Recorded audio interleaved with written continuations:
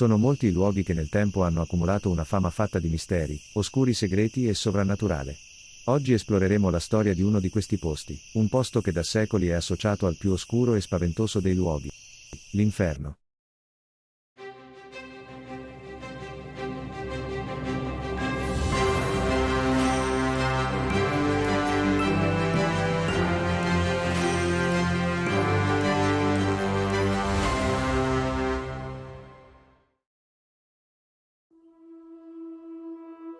Il castello di Juška, a 50 km da Praga, è uno dei luoghi più intriganti per gli amanti dell'occulto e del mistero.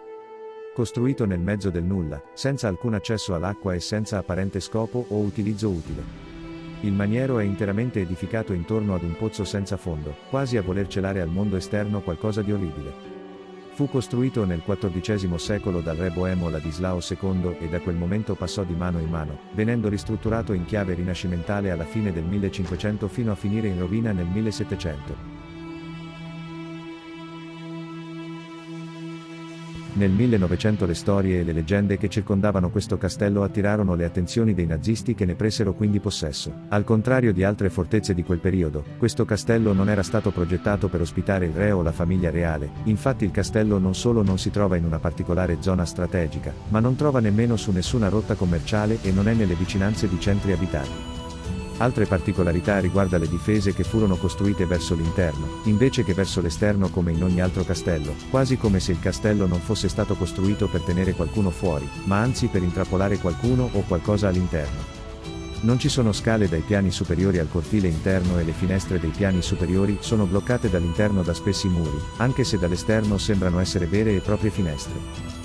Secondo la tradizione, questa struttura apparentemente realizzata senza uno scopo utile, era stata costruita sui cancelli dell'inferno. Pare infatti che per secoli a Juška fosse presente una voragine senza fine, una via d'accesso per demoni e varie altre creature verso il mondo terreno. Gli abitanti locali, per secoli, hanno evitato quell'area, eccetto alcuni audaci curiosi che osavano entrare nel castello e che spesso non ne erano tornati. Sopra questa voragine è stata poi eretta una cappella dedicata, ovviamente, al più potente degli angeli dell'armata di Dio, l'arcangelo Michele.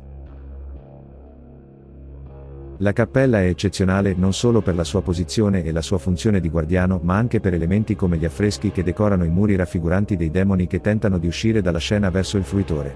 Negli affreschi è anche raffigurato un centauro con arco e frecce incoccate che mira ad un uomo, il che è molto particolare poiché i centauri sono figure mitologiche pagane. Ma facciamo un passo indietro, guardando le storie e le leggende che circondano questo castello. Repubblica Ceca. Secondo gli abitanti della zona di Juška, quando si aprì la voragine furono avvistate creature alate che ne uscivano e ne rientravano mentre il bestiame veniva dilaniato da quelle che sembravano bestie demoniache, mentre alcuni di coloro che abitavano vicino al luogo sparivano misteriosamente. In quei tempi non tutti credevano alle storie degli abitanti, specialmente il duca della regione, che credeva fossero impazziti e per provarlo decise di mandare qualcuno all'interno della voragine per dimostrare una volta per tutte che laggiù non vi era nulla. Il duca, però, non volle rischiare di mandare qualcuno con famiglia e parenti nel caso in cui lui si fosse sbagliato e ci fosse effettivamente qualche pericolo all'interno della voragine. Fece quindi alcuni prigionieri che erano stati condannati a morte e gli offrì il perdono se essi avessero accettato di essere calati all'interno della voragine. Molti dei prigionieri accettarono, sicuri che sarebbero stati liberi, ma si sbagliavano. Mentre il più giovane di loro veniva calato giù, gli altri aspettavano in silenzio, nervosi, mentre il duca fremeva. Qualche istante dopo delle terribili urla echeggiarono nell'oscurità. Gli uomini del duca si affrettarono a tirar su il prigioniero. Ciò che videro scosse tutti i presenti. Colui che era stato calato ora aveva i capelli bianchi ed era invecchiato di parecchie decine di anni. Il ragazzo biascicò qualcosa su un mondo pieno di creature da incubo nel fondo della voragine, ma non si riuscì ad ottenere altre informazioni perché l'uomo perse il senno e morì pochi giorni dopo. Nessuno degli altri prigionieri ebbe il coraggio di calarsi. Il duca ordinò quindi che la voragine venisse chiusa, ma qualsiasi cosa si tentò di utilizzare finì come risucchiata, così il duca si recò dal re chiedendo che gli venisse edificata una fortezza. Furono usate pesanti lastre di pietra per coprire la voragine e sopra vi fu costruita la cappella.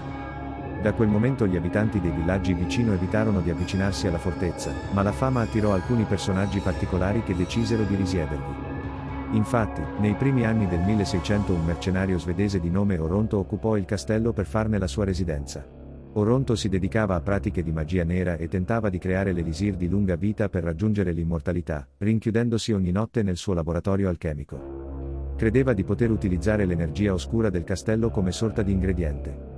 Le sue abitudini ed i suoi lavori spaventarono gli abitanti dei villaggi vicini ed una notte, 2 cacciatori lo assassinarono.